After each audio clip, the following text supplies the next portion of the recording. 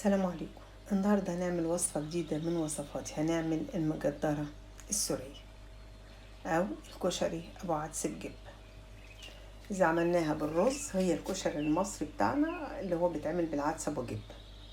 عملناها بالبرغل هي المجدرة السورية. مكوناتها بسيطة وسهلة. نبدأ على بركة الله. عندي كوباية من العدس أبو جبة وكوباية ونص من البرغل. عندي 3 بصلات كبار متقطعين جوليان، زيت، فلفل اسود، كمون، كزبرة وملح. عندك زيت زيتون هتشتغلي بيه، وده يفضل اصلا لوصفة المجدرة دي بيعملوها بزيت الزيتون. الاصل فيها زيت الزيتون، لكن لو مش متوفر يبقى زيت النباتي العادي.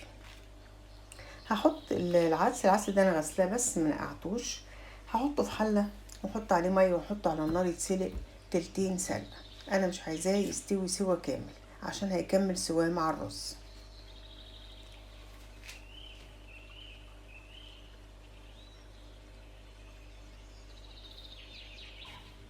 هضيف معلقة الكمون وهغطي عليه واسيبه يتسلق. هسيب العدس يتسلق على النار ونروح نحضر البصل ونكمل بقية الوصفة. عندي البصل انا عايزاه يتحمر ويبقى مقرمش كده. هجيب معلقة من النشا ومعلقة من الدقيق واقلبهم مع بعض. هحطهم على البصل وهقلب كويس قوي بحيث ان البصل كله يتغلف بالدقيق. هحط زيت في طاسة على النار وابتدي احمر البصل.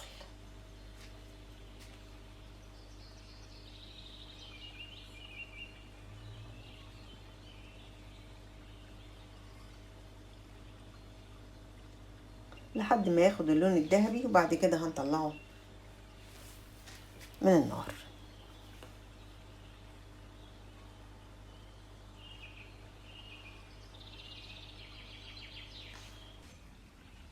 الخطوة اللي عملناها اللي هي تغليف البصل بالدقيق مخليه البصل مقرمش ومش شارب زيت نهائي.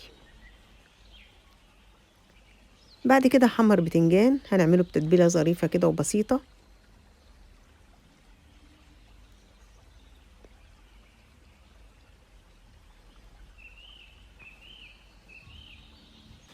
نرجع للعدس هلاقيه اتسلق. هصفيه ونروح نعمل البرغل. عندي الزيت اللي حمرت فيه البصل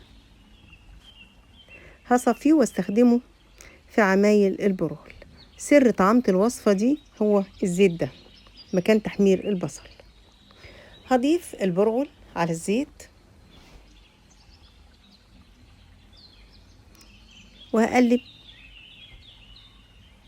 لحد ما يتغلف البرغل بالزيت. بعد كده هضيف العدس. برضو البرغل عندي مش منقوع، انا بس غسلته.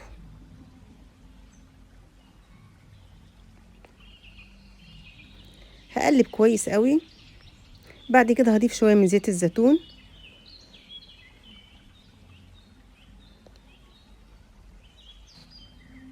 هشوح العدس والبرغل مع الزيت مع التقليب المستمر. هضيف التوابل اللي باقية اللي هي عبارة عن احنا الكمون حطيناه في السلق، في سلق العدس. هنستخدم بقية التوابل اللي هي الكزبرة والفلفل الاسود والملح.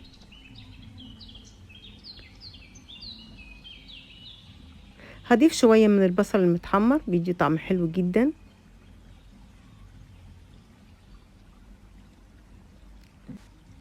هضيف مية سلق العدس لان هي دي اللي بتديله الطعم الحلو. انا ليه صفيتها؟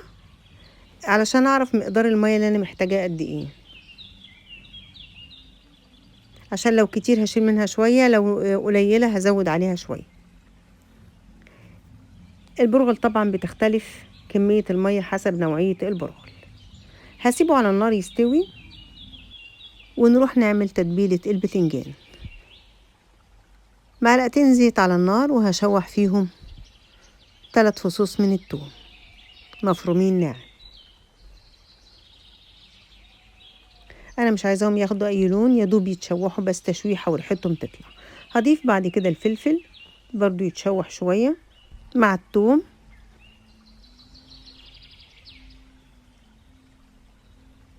بعد كده هضيف شوية من الكزبرة الخضراء إذا موجود، مش موجود خلاص. هضيف عصير الليمون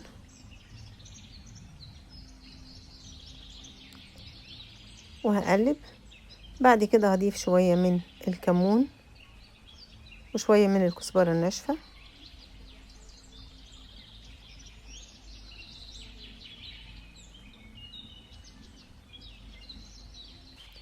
هضيف معلقة صغيرة من صلصة الطماطم وهقلب كله يتشوح مع بعضه.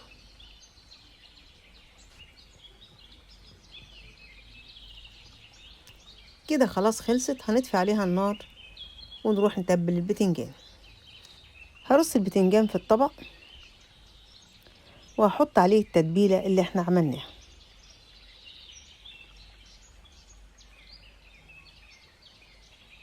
دي كنوع من المقبلات، طعمه حلو جدا.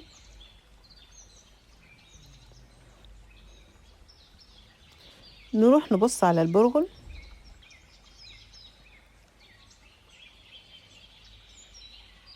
اتشرب ما شاء الله، مفلفل، كل حباية جنب اختها.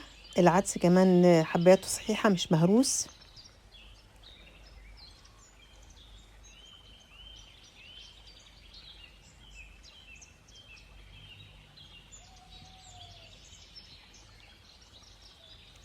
كده خلاص هنطفي عليه النار ونروح نجهز الطبق بتاعنا.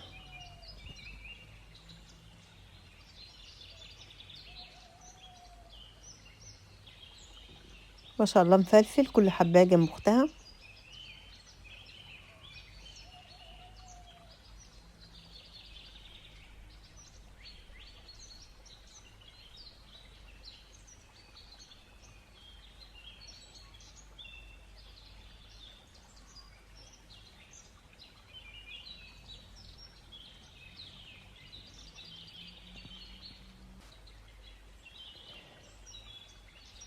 هنزينه بالبصل المتحمر.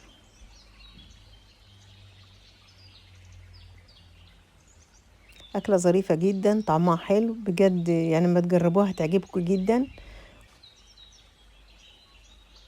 وقدمنا معاها البتنجان المخلل.